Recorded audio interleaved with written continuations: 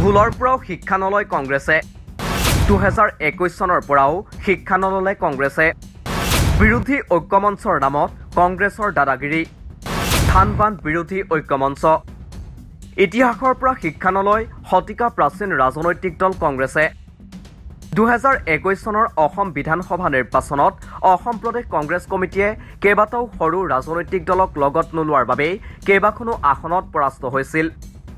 কেইখনমান আসন সৰু ৰাজনৈতিক দলকেইটাক এৰি নিদিয়াৰ ফল ভুগিছিল কংগ্ৰেছে সেই একেই ভুল আকৌ কৰিছে কংগ্ৰেছে উল্লেখ্য লোকসভা নিৰ্বাচনৰ বাবে কংগ্ৰেছৰ উদ্যোগত 16টা বিৰোধী ৰাজনৈতিক দলে গঠন কৰিছিল বিৰোধী ঐক্যমঞ্চ অসম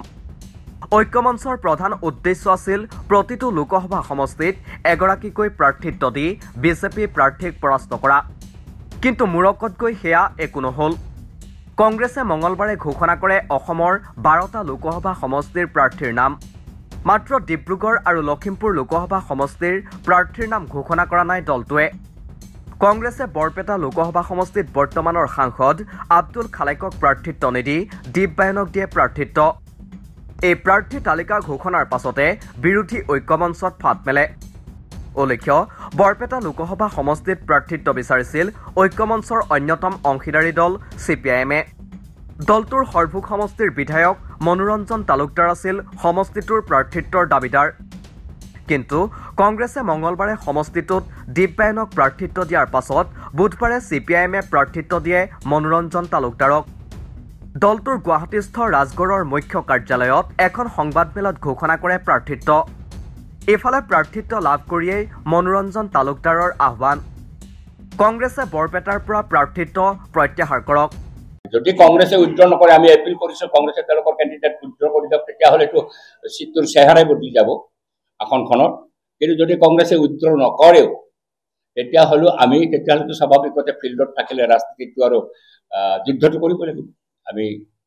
কংগ্ৰেছৰ বিৰুদ্ধে যুদ্ধ কৰিব লাগিব অগপৰ বিৰুদ্ধে যুদ্ধ কৰিব লাগিব তাতকৈ ডাঙৰ কথা হৈছে অগপৰ বেকত থাকি ভাৰতীয় জনতা পাৰ্টীয়ে যিটো বিপদ মাতি আনিছে তাৰ বিৰুদ্ধে আমাৰ যুদ্ধ চলিব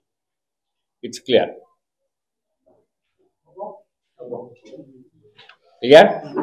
আমি প্ৰাৰ্থী ঘোষণা কৰি দিলে আমাৰ পাৰ্টীয়ে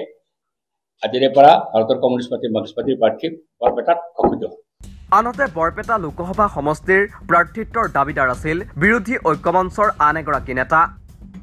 ঐক্যমঞ্চৰ অন্যতম অংশীদাৰী দল অসম জাতীয় পৰিষদৰ উপসভাপতি দুলু আহমেদ আছিল সমষ্টিটোৰ প্ৰাৰ্থিত্বৰ দাবীদাৰ তেওঁ দলক এই সমষ্টিটোৰ পৰা প্ৰাৰ্থিত্ব বিচাৰি আবেদন জনাইছিল কিন্তু কংগ্ৰেছে দীপ বায়নক দিয়ে প্ৰাৰ্থিত্ব তাৰ পাছতে বুধবাৰে এখন সংবাদমেল সম্বোধন কৰি দুলু আহমেদৰ বিস্ফোৰণ বিৰোধী ঐক্যমঞ্চত এখন নাটক চলিছিল গোটেইকেইটা দলক প্ৰতাৰণা কৰাৰ বাবে কংগ্ৰেছৰ বিৰুদ্ধে এটা গোচৰ তৰিব লাগে ধৰণে কৈছিলে কথা সেইধৰণে একো হোৱা নাই বিৰোধী ঐক্যমঞ্চৰ নামত অসমত এখন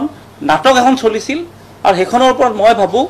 আৰু এই 14টা যে দল আছে এই 8-9 মাহ যে ব্যস্ত কৰাই ৰখাই যে গোটেইকেইটা দলক যে প্ৰতাৰণা কৰিলে মই ভাবোঁ কংগ্ৰেছৰ ওপৰত এটা প্ৰতাৰণা গোচৰ দিব লাগে সকলোৱে মিলি মানে এইটো প্ৰবঞ্চকৰ দলেৰে ভৰি পৰিছে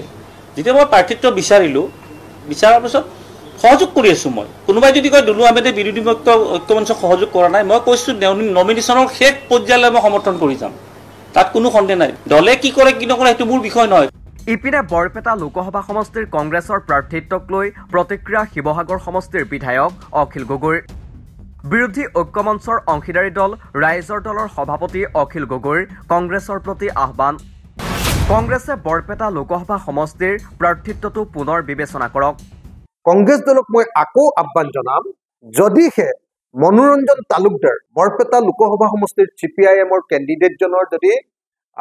প্ৰভাৱটো বেছি থাকে ভোটত জিকাৰ বেছি সম্ভাৱনা থাকে তেতিয়া যেন কংগ্ৰেছে বৰপেটা লোকসভা সমষ্টিৰ প্ৰাৰ্থিত্বৰ কথাটো পুনৰ বিবেচনা কৰে আৰু এটা যাতে কৌশলী অৱস্থান গ্ৰহণ কৰে মই তাৰ কাৰণে আবেদন জনাম এনেকৈ এতিয়া বিৰোধী ঐক্যমঞ্চত মেলিছে ফাট